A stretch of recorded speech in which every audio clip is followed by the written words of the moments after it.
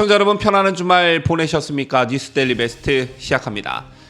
더불어민주당 이재명 대표에 대한 사법 리스크가 본격화되면서 전국이 혼란에 빠지고 있습니다. 민주당은 민주당대로 단일 대오를 형성하는 것 같으면서도 미묘한 분열 양상을 보이고 있고요.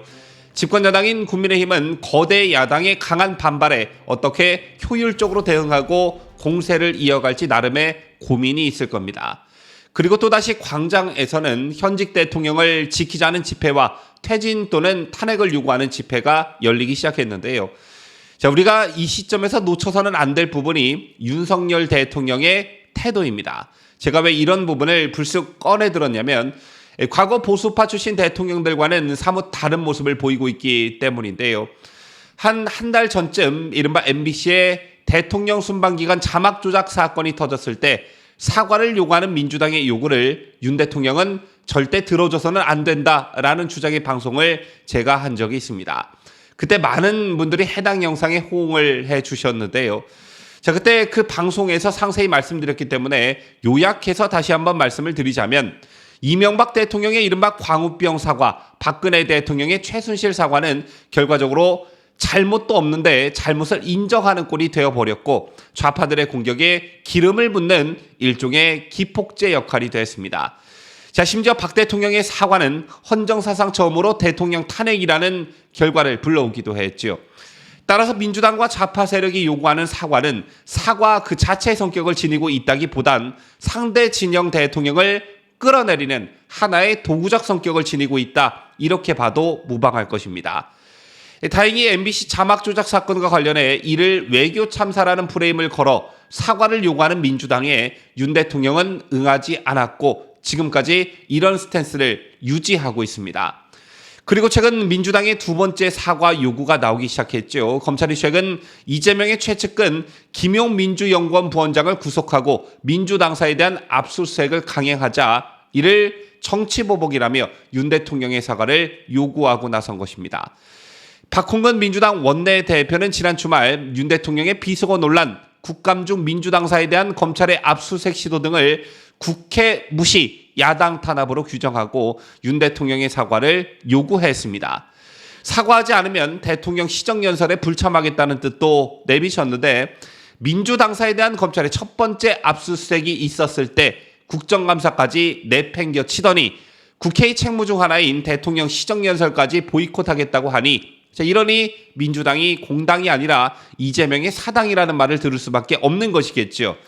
자, 그런데 우리가 여기서 한 가지 주목할 점은 좀 전에도 말씀드렸다시피 윤석열 대통령의 스탠스입니다. 더불어민주당 입장에서는 임기 초반 낮은 국정 지지율을 보이고 있는 윤석열 대통령을 여러 가지 선전선동을 활용해 흔들어 제끼면 국정 주도권을 가져올 수도 있겠다. 조금만 더 흔들어 제끼면 문재인 이재명에 대한 검찰의 수사를 일정 부분 방어할 수도 있겠다. 이런 판단을 했을 겁니다. 자, 과거 이명박 박근혜 대통령을 흔들어 좀 재미를 봤던 달콤한 추억이 이들에겐 있거든요. 그런데 윤석열 대통령이 오늘 민주당의 사과 요구를 단칼에 거절했습니다. 거절하는 것을 넘어 불쾌감을 드러냈는데요. 윤 대통령은 오늘 용산 대통령실 도어 스태핑에서 우리 헌정사에 헌법이 보장하고 있는 대통령의 국회 출석 발언권이 있다며 국회법에서 예산안이 제출되면 정부의 시정연설을 듣도록 국회법에 규정이 있다. 여야 합의로 25일로 일정까지 정해졌다. 이렇게 말했습니다. 이어서 윤 대통령은 거기에 추가적인 조건을 붙인다는 것을 우리 헌정사에서 들어본 적이 없다며 사실상 민주당을 겨냥해 비판적 발언을 쏟아냈습니다. 조금 더 겁박하고 북한이 주로 사용하는 벼랑 끝 전술을 펼친다면 대통령의 사과를 이끌어낼 수도 있겠구나라고 생각을 했을 민주당으로선 시급했을 대통령의 발언이라 할 수 있는데요. 이런 가운데 한동훈 법무부 장관의 민주당을 겨냥한 발언도 오늘 화제가 되고 있습니다. 궁지에 몰린 이재명이 짱구를 돌리며 결국 내놓은 발언이 대장동 특검이었죠. 이에 대한 한동훈 법무부 장관의 입장이 나온 것인데요. 사실상 민주당 일부 세력을 향해 범죄자라는 표현도 있었습니다.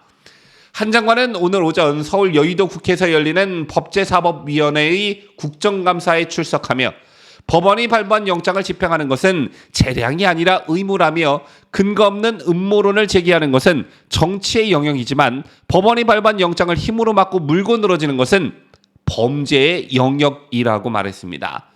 검찰이 서울 여의도 민주당 당사 내 민주연구원에 대한 압수수색을 강행하자 민주당이 강력 반발한 것을 두고 범죄의 영역이라는 강경한 표현을 쓴 것인데요. 한 장관의 민주당에 대한 공세는 여기서 그치지 않았습니다. 한 장관은 민주당이 오는 25일 윤석열 대통령의 내년도 예산안 시정연설을 앞두고 윤 대통령의 대국민 대국회 사과를 요구하는 데 대해서 정당한 범죄를 수사하는 쪽이 아니라 비호하는 쪽이 사과해야 하지 않겠습니까? 라고 말했습니다.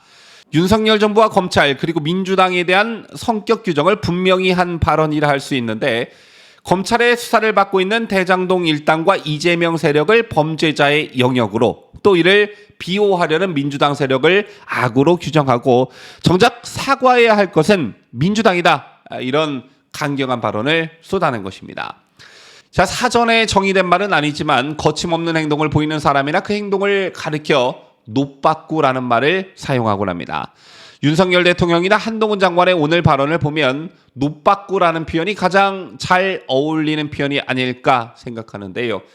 자, 사실상 이재명이나 민주당이 요구하고 있는 특검은 그 실현 가능성이 없는 좌파들을 선전선동하기 위한 구호에 불과합니다. 물론 국회 과반 의석을 더불어민주당이 확보하고 있긴 하지만 법안 처리 길목 곳곳에 장애물이 존재하기 때문인데요. 법안 통과를 위해 반드시 거쳐야 하는 법사위 단계에서 국민의힘이 특검 법안을 상정할 가능성이 거의 없고 더군다나 현재 법제사법위원장은 국민의힘 소속 김도읍 위원장입니다. 그리고 또 하나의 장벽은 패스트트랙 신속 처리 안건의 경우인데 법사위를 우회해 특검 법안을 상정하기 위해서는 패스트트랙으로 지정하는 방법밖에 없습니다.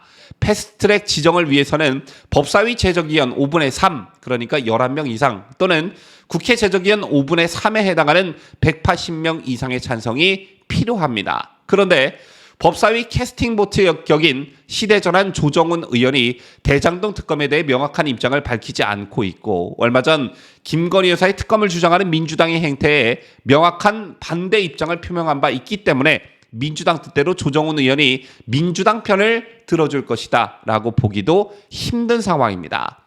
또 전체 제적위원회 캐스팅 보트 격인 정의당도 민주당에 전적으로 협조할지 이 역시 미지수이지요. 또 마지막으로 어찌저찌에 대장동 특검이 패스트트랙으로 지정돼 본회의를 최종 통과하더라도 대통령 거부권이라는 마지막 장벽이 남아 있습니다. 윤석열 대통령이 거부권을 행사하게 되면 민주당이 특검법을 재의결할 가능성이 높은데 이 경우 제적위원 과반수 출석과 출석위원 3분의 2 이상 찬성을 이끌어내야 합니다.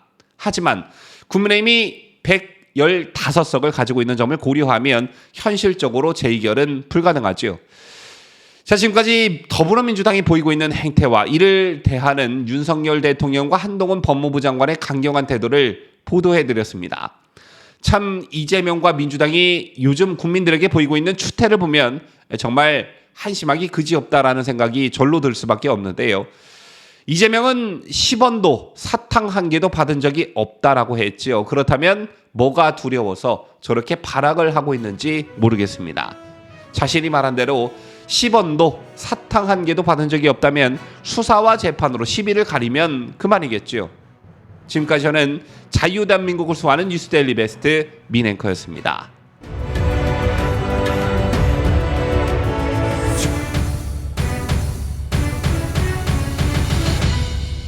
함께해요. 뉴스데일리 베스트.